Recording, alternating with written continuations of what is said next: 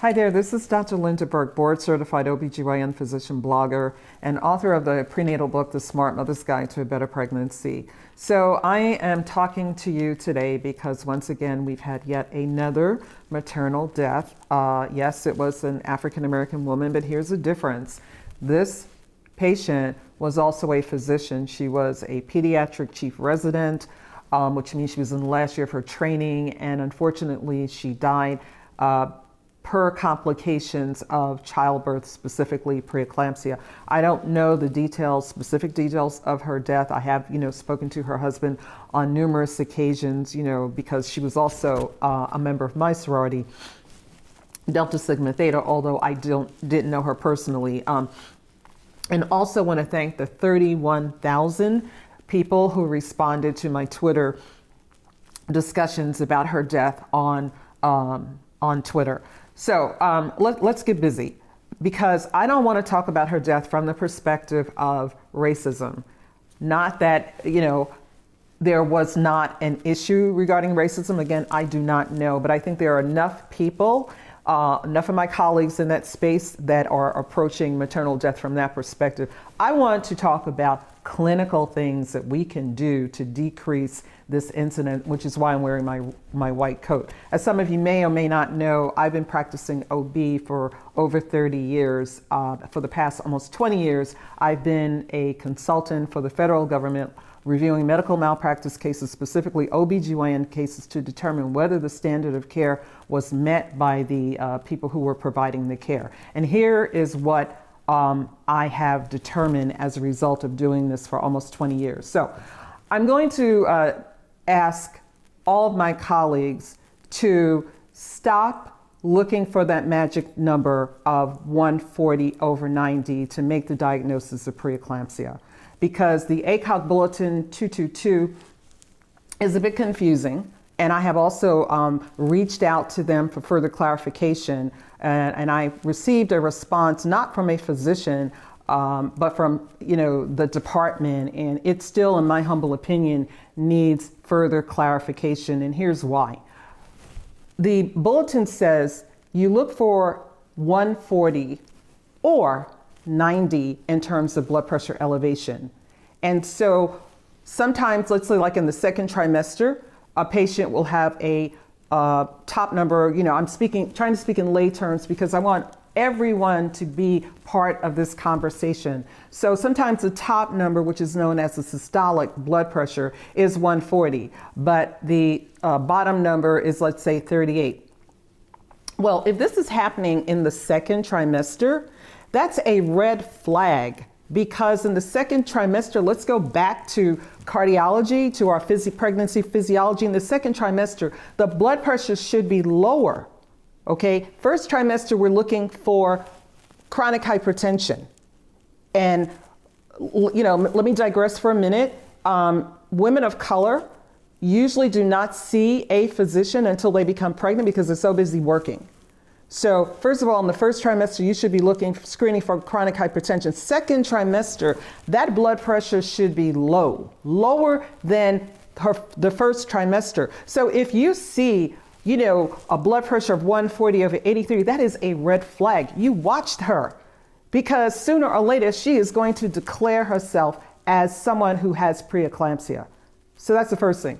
Second observation I've made, and many colleagues have also made this similar observation, that when a patient, especially in her third trimester, when she presents to you and the initial blood pressure is elevated, let's say like 150/90 or 146/88, and you repeat the blood pressure and it is lower, that is not a sign of relief. Just because the second number is lower, you cannot ignore the first blood pressure, which was elevated. So what do? Even if she doesn't, spill protein in the urine, and let me also say that proteinuria is no longer a criteria to make the diagnosis of preeclampsia. Okay, so all of y'all who are looking for proteinuria and there's no protein in the urine, you think, oh well, her blood pressure is elevated, but there's no protein. Wrong. You have to watch her, because eventually she's going to declare herself. So the other thing that happens quite frequently is The second blood pressure goes down, so you order labs. You order the protein creatinine ratio, you order the uric acid, but then you do not bring the patient back in a timely manner to present the results. You give her an appointment in 2 weeks. In the meantime, 3 days later, she's showing up in labor and delivery with blood pressures extremely high in a crisis situation. So start to recognize all of these subtle clues because they're going to help you make the definitive diagnosis.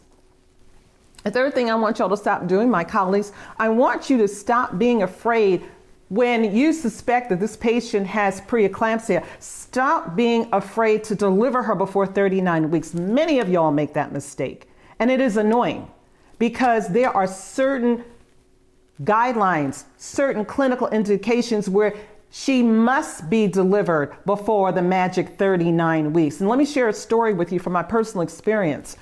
Years ago, when I was doing my National Health Service Corps obligation in Louisiana, I had a patient. This was her second pregnancy. First pregnancy resulted in a stillborn. Pregnancy was fine. And then at 27 weeks, she started demonstrating abnormal symptoms. And her platelets dropped. And at that point, it was like game over. We are delivering because these clinical indications suggest that we are moving into the realm of the HELP syndrome. And y'all can look that up or send me a text. I'm sure I've had previous posts where I've talked about the HELP syndrome, but it is one of the most dangerous aspects of preeclampsia. And that is also why Dr. Wallace passed away. She passed away because she had HELP syndrome. HELP syndrome, you have to be ahead of the curve, okay? You cannot wait till everything starts to crash. So my patient was 27 weeks and I delivered her. And luckily, at that hospital, there was a neonatologist, who is a specialist in terms of taking care of preemies. 2 years later, I am still in Louisiana and it's Easter Sunday. And I'm going to a church I hadn't been to before as a visitor. And there was this 2-year-old with her Sunday dress on and this little Easter bonnet tilted to the side, running around.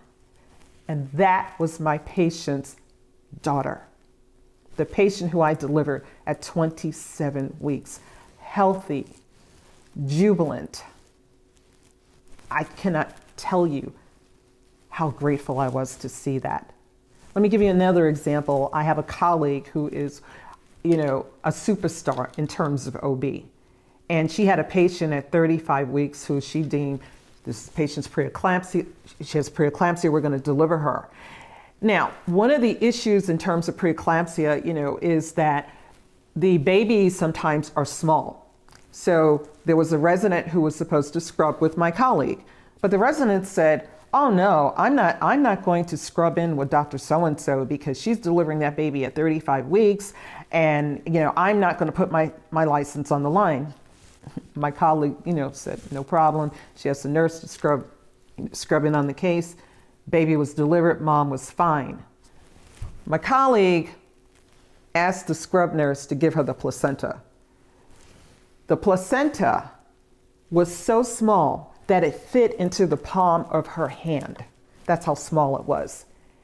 And my colleague addressed the resident. She said, "Do you see this placenta? Do you see how small it is? Do you think that this placenta would be able to sustain this pregnancy any further?" For those of you who don't know, the placenta is like the lifeline. It's the communication between mom and the baby. It's where food is exchanged, oxygen is exchanged, waste products are exchanged. It is like a big issue in terms of pregnancy. And my colleague knew at 35 weeks this baby had to be delivered, and she did. And the resident learned a lesson that day.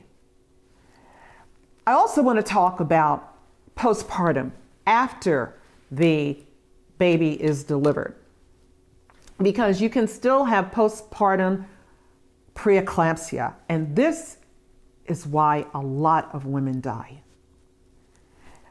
When I trained, we were taught that and it still remains, that the treatment for preeclampsia is to deliver the baby, and that is true. And then once the placenta is delivered, everything should be fine. We now know that there are certain proteins that are produced by the placenta that disrupt the inner lining of blood vessels and cause havoc. And this is why this is why when someone has preeclampsia, the liver can rupture, which also happened to Dr. Wallace. Other organs can be affected, including the blood vessels in the brain, which is why some women have strokes. So we now know why preeclampsia can still exist even after the delivery of the baby. Here's where the problem comes in. Patient, let's say, comes back 2 to 3 days later, maybe even a week later, maybe even 2 weeks later, with a headache that's not controlled with over-the-counter medication. She steps into the emergency department and no OB is contacted. The headache is often treated with medication. Sometimes, it's a controlled substance.